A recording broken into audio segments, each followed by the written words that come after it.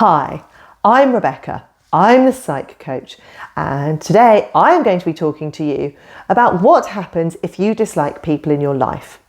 In an ideal world, we wouldn't have to spend time with people we don't like. We could just surround ourselves with company that we enjoy, friends that we love, and family that we enjoy being around. But of course, that's not always reality. A lot of us have to spend time with people we're not particularly keen on, people that we might have very complex and strained relationships with, and that can take a toll on our well-being. This video is geared towards looking at what you can do when actually you really dislike or struggle with being around certain people in your life, but actually they are part of it. It's not about making the situation better, but this also isn't about having total cut-offs, because often total cut-offs don't work or aren't actually possible. So in the event that you can't cut the person off and you do need to see them and they are part of your life, but you want to feel better about it, I will hopefully be able to give you some tips on managing those situations with slightly more ease. My first tip for managing situations and people that you're not particularly keen on but have to spend time with is to not keep going on about your dislike. It's really common if we dislike something or if we're feeling particularly angry or hurt by something for us to want to talk about it, a problem shared and all that. But actually continually talking about your dislike for someone only fuels your dislike. When we're angry, we often want to recruit allies. Recruiting allies is where we want to tell people about the injustice of what we've experienced and for them to agree with us. Now, that's a totally normal behaviour, but what you need to be careful of is how much time you're investing in going on about your dislike of someone. You've got to think, how well is it serving me to give this person more airtime than I'm spending with them already? It probably isn't serving you well, and it's probably ramping up your anger even more. So be very careful about how much time you spend talking about the dislike you have of that person, and indeed how outrageous or bad or unfair some of their behaviour is. All you'll do is stoke the fire of your dislike. So try and rein that in. The second tip I would give you is to try and observe that person's behaviour in a more clinical way. I'm sure I'm not the first YouTube video you're watching about managing difficult relationships, and I'm sure you've learned a lot as you've watched these videos. And with that knowledge, you can start observing the person that you're not particularly keen on through a slightly more clinical lens. You could look at them and think, oh, okay, that seems, I know, slightly ego defensive, or oh, they seem a little bit more fragile there, or okay, I know it, when they start kicking off, it's because they're not getting their own way. And just observing their behaviour through a slightly more clinical lens detaches you a little bit from the situation you're being exposed to. I describe it rather like having a bit of glass between you and what you're observing. It doesn't mean you're going to be totally immune from the behaviour that you're experiencing or what you can see, but what it does mean is it puts a bit of distance between what you can see and what you can feel. So try and have that really clinical lens where you're thinking, oh, I've heard someone talk about this and I'm watching, you know, my parents or my sibling or my friend's behaviour actually doing that. Or, okay, I've seen this behaviour before, they've done this with X, Y, Z, I'm starting to know patterns in their behaviour, this is clearly a trigger for them. This isn't about you trying to be a doctor or a shrink in the situation, it's just trying to get you to see the behaviour more clinically instead of you getting really, really sucked into how unfair and bad their behaviour is. Tip number 3, following on from that, is to try and see the bits of the behaviour as vulnerable. Certain bits of our behaviour is going to be a marker of vulnerability.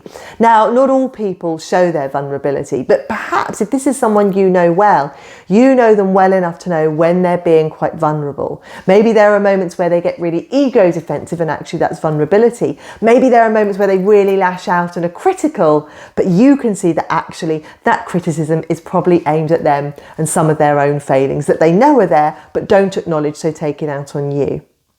Trying to identify parts of someone that you dislike's behaviour as vulnerable means it might soften you slightly towards them. Now, this isn't about you being okay with what they're doing or their behaviour, but softening your stance towards that person may mean that you spend time feeling, or less time rather, feeling really angry towards them.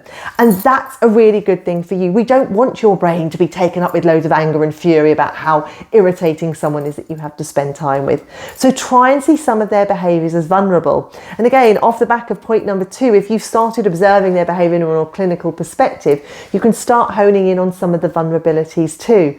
And that may just soften things for you a little bit, so you spend less time angrily ruminating about what they're doing.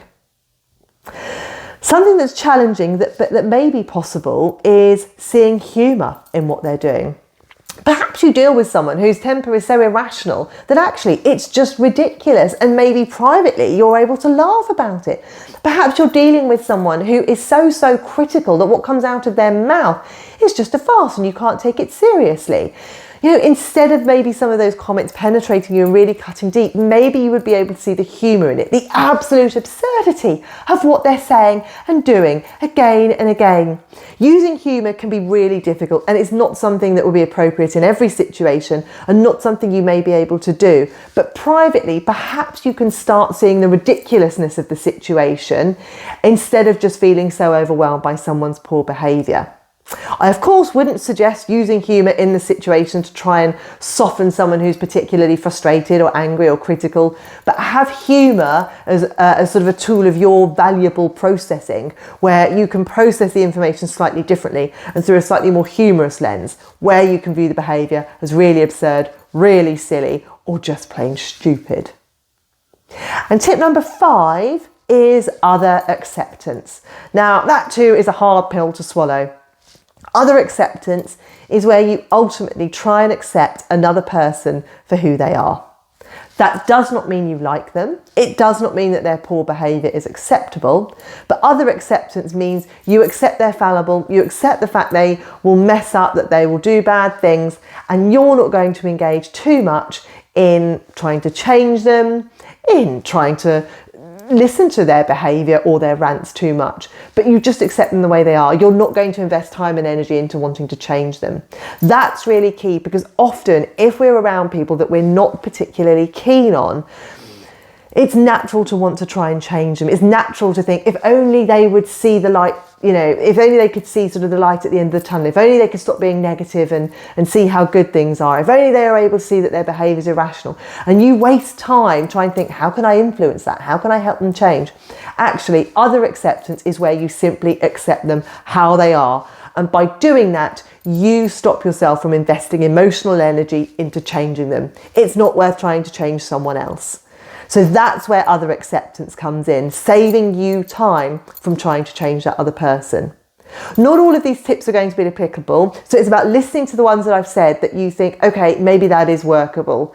And what we're after is you finding a bit more tolerance for dealing with a difficult situation, and you being able to not get so emotionally invested in a difficult situation that involves people you don't like, but instead being able to switch off from it more easily with the use of viewing things more clinically, with the use of humour, with the use of other acceptance, and with the use of trying to identify their vulnerabilities. It's not easy, but it's worth a try, because if this person's in your life, you're going to need to try and work out a way of dealing with them in a way that's more efficient for your psychological functioning. If you've enjoyed today's tips, please do hit the like button, subscribe to my channel, and I will give you plenty more tips on how you can use psychology on a day-to-day basis.